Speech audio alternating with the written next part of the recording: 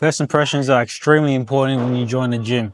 So you have to act like you've been there, especially if you haven't. Okay. It's the same thing. Like say if I had to join a gym, what I would do is what I'd recommend you do. Okay. But the only difference is because I've had fights, you go up the pecking order a little bit more. Okay. It just shows that you have credentials, credibility, and if you won tournaments or you have a lot of fights or you have a knowledge or you have some value, then you get a bit more trust. Okay. Rather than someone who initially joins a gym.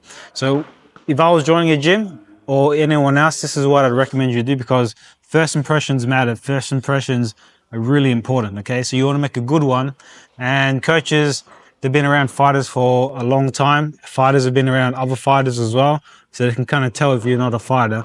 But they're very forgiving. Okay, they understand that if you're a beginner, it takes time. Okay, but you want a beginner with good values, character, morals, almost, and willing to put in the work ethic. And some of the things that coaches really like is heart. Okay, so under pressure, when you get to spar, you're not going to give up because a lot of people are very eager to spar, but when they spar and the pressure heats up, they want to quit. They want to stop in the middle of the spar, which you never do. Okay, you never go, oh, that was a good shot, and you speak just to stop. That's one of the worst things you can do. Okay, there's no stopping when you're in the ring. You stop like that, the fight is pretty much over, or they give another person the scoring.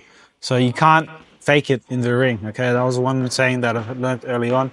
The ring doesn't lie. Okay, so if you say you're fit, you say you're strong, you say you're sharp, you have to prove it when you're in the ring. And if you can't, the ring will reveal all. Okay, so joining a gym for the first time, the first thing is you want to make sure that you do some research. A lot of gyms now have like the digital resume, right? So you can look up what they're about, the culture, everything like this on the Instagram, social media, TikTok, Facebook.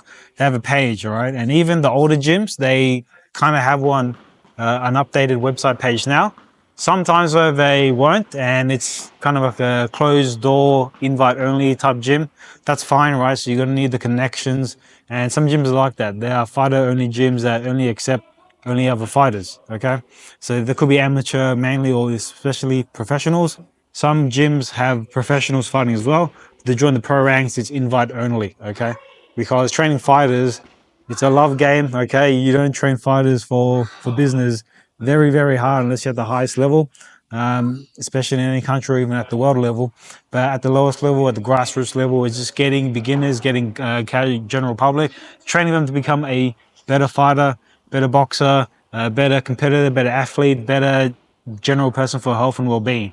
Okay, so do your research, understand what you want. If it's fitness, if it's fighting, the research is very important. If you want to fight, especially compete in an amateur setting, you can look up the websites online, especially in Australia. Not sure about other countries, but there's Boxing Australia or Boxing Victoria, Boxing New South Wales, Boxing Western Australia, all those sites that you can access, okay?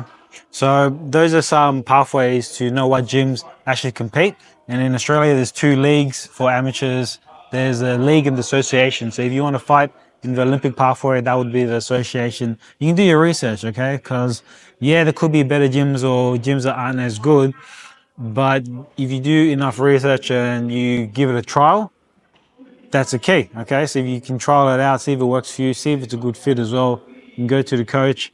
And it gets a bit hard when you're a beginner. Say if you want to compete for the first time, you don't really know what to look for because this is your first time joining a boxing gym and no one's making these videos. Okay, so this is why this series is going to help you understand what makes a good gym, what makes a good coach, and what to look out for: good coaches, good gyms, how to perform, and how to interact, and how to engage in a gym environment. Okay, so if you have these, it's going to make it a lot more easier. And again, same thing. It's like if I join a new gym, this is what I would do.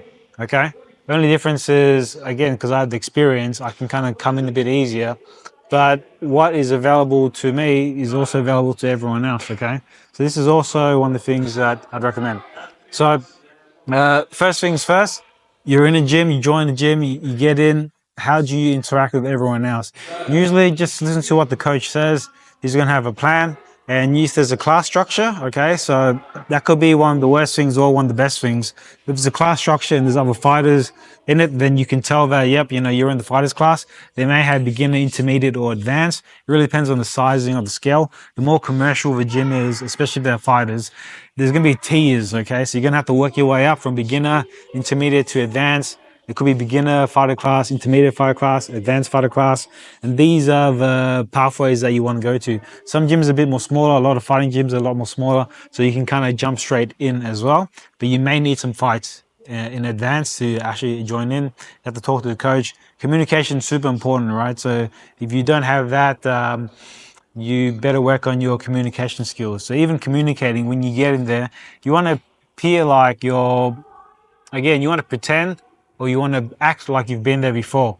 So the way you do that is just like anywhere else, okay? So if you have your own friendship group and they join into your friendship group, you know what everyone's like. You don't have to try to act out. You can just be yourself.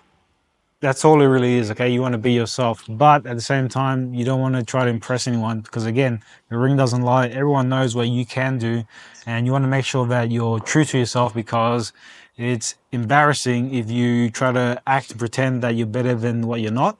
But also at the same time, you don't want to, under compliment yourself, okay? You want to be confident enough in your skills and what you can do.